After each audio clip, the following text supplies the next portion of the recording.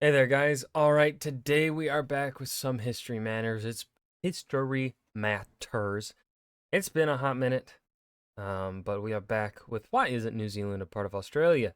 A short animated documentary. I think the more important question, and even the more, dare I say, correct way to phrase this should actually be why isn't Australia a part of New Zealand? It's the way things really should be. I mean, does Australia have uh the sets from Lord of the Rings? No. No, they don't. So, checkmate. Um Before we dive in, make sure you go and check out the links in the description box below. I would love if you join the Discord and follow me over at Twitch.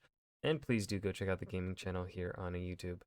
Now with all that out of the way, let's just go ahead and dive right in. Curious, usually I don't quite know how. I wonder how much information they're going to be able to fit here in 3 minutes. New Zealand. Alongside being the current reigning champion of places that people forget to put on maps, it's also Oh my god, he even made that reference. Yes, it's something I can't help but see. Every time I look at a map, I my eyes just immediately look for New Zealand, and once that was pointed out to me, like, oh, I didn't realize it until like a year or two ago. I think was when someone pointed it out to me online on the interwebs, I think on TikTok. Uh and now I can't help but see it every time. If a map has New Zealand or not. an independent country. This independence did not occur through one single event like that of the United States, but through a century-long process of reform. And across this century, many were fairly sure that New Zealand would become a part of the new Commonwealth of Australia, in the same way that Quebec was obviously going to be a part of Canada, or how Bombay was obviously going to be part of India. Yet, as you'll know, this never happened. But why? Why isn't New Zealand a part of Australia? To begin, we have to go back to those ancient days of pre-Australia, sometimes called the mid-19th century. At this point, Australia wasn't one colony, but instead six, and they were, as far as the British were concerned, a part of an eight-colony Concerned British noises. Oh, jolly good. Oh, dear Lord. It's Tuesday, innit, bro? Oh, Lord. collective, the other two being Fiji and, of course, New Zealand. All of these colonies had different economies, different foreign interests, and different cultures, which is why at first many were opposed to federalisation. Things changed when Germany started eyeing up the region, which made those in the eight colonies pretty nervous. And when the colony of New South Wales changed its mind about federalisation, the other colonies now feared being left out, and thus it was time to build an Australia. For New Zealand, this being cut off was less of a problem. Whilst New South Wales, Tasmania, Victoria, Queensland, South Australia, and the other one may have traded And the other one. primarily with each other, New Zealand traded mostly with Britain. There were other reasons for New Zealand rejecting federation too. The first was the massive distance between itself and Australia, which for reference is the same distance between Britain and Morocco. Another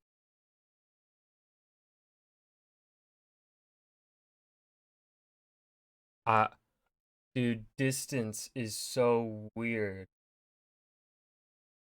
Really? That.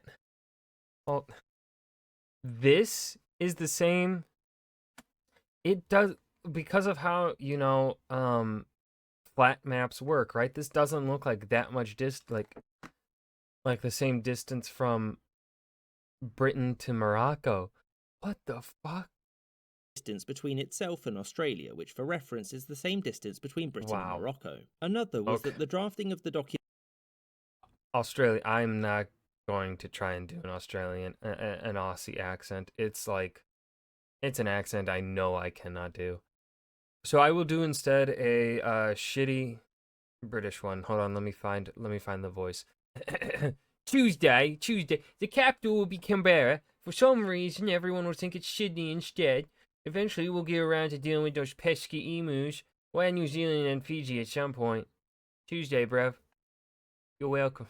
documents for Australian Federation were done by those who lived in Australia, which might sound incredibly obvious, but New Zealand and Fiji weren't given an opportunity to contribute much to the discussions, and thus they were largely seen as places that would be added to Australia as opposed to a foundational part of it, which upset many New Zealanders who wanted to be seen as equals. And this lack of consideration for New Zealand's distinction is what mostly scuppered any chance of it being a part of Australia. You see, Okay. New Zealand had a long and storied history between the island's indigenous people, the Maori, and the European settlers, the Pākehā, Madagascar, and there were concerns that integration into Australia, a place not highly rated on the kindness to the people already living thereometer, would mean that the Maori I mean, was New Zealand that much better, though? would again be reduced to second-class citizens and importantly violate the Treaty of Waitangi.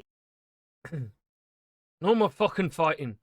Let's be nice to the Maori and treat them as equals. T's and G's apply? Huh? Which as a result would lead to another war. There were fair reasons to believe this, since the draft constitution explicitly stated that the indigenous people were to be ruled The Australian Constitution. Whites in charge. Half US, half British system. New Zealand can come too. over by the whites there, and New Zealand thus demanded that this not apply to them and that they would refuse to join unless Australia amended its constitution, which it agreed to. So why wasn't this enough? Well, it was mostly a concern by New Zealanders about the number of Chinese and Asian workers in Australia, and particularly the potential that those workers would head to New Zealand, which the leaders there really didn't want. And when Australia federated in 1901, it was these combined reasons that saw New Zealand sit it out. Although there is still a clause in the Australian Constitution An act to constitute the Commonwealth of Australia, Part 6, New South Wales, New Zealand. Wow. that allows New Zealand to join whenever it wants, so the door is still open. I hope you enjoyed this episode. God damn, he fits so much information in 2 minutes and 53 seconds. Holy shit. Again, I say this every time we watch History Matters. They always do a good job with fitting in a whole lot of information in a very short amount of time. But this one, I don't know, I feel like maybe it's because it was entirely, like, pretty much all information that I was not already familiar with. And so it was just a bunch of new information for me, as opposed to other videos where some of it is stuff that I'm already, like, tangentially aware of, or have heard before. And then there will be other bit, some of it will then be stuff that I haven't heard before. But I don't know, I feel like this one fit a lot. This was great. This was a great episode. So that is why New Zealand is not a part of Australia. A short animated documentary by History Matters. I have nothing else to add here at the end. I hope you guys enjoyed. Remember to hit that like button and subscribe for more, and I will see you guys in the next video. Peace.